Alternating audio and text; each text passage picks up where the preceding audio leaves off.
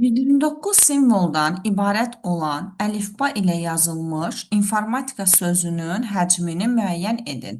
129 simvoldan ibarət olan əlifba deyirsə, biz həmin əlifbada ilk öncə bir simvolun həcmini tapmalıyıq. Və simvollu əlifba, yəni əlifbada olan simvolların sayı verildikdə, biz orada bir simvolun həcmini tapmaq üçün ədədi 2-nin qüvvətinə gətirməliyik. 129-u 2 üstü n şəklində yazmalıyam.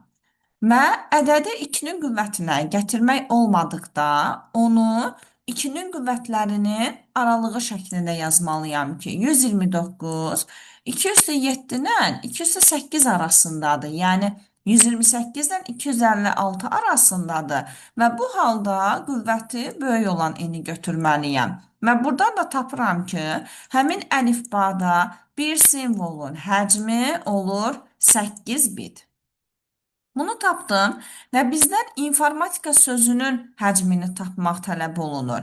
İnformatika sözündə olan simvolların sayı 11 dənədir.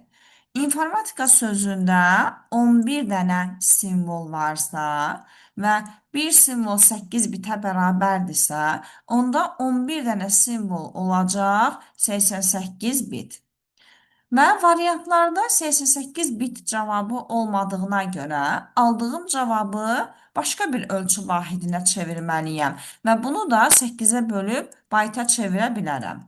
Deməli, 11 simvol 88 bit idi. Bunu da 8-ə böləndə cavab olur 11 bayt. Deməli, sualın doğru cavabı 11 bayt.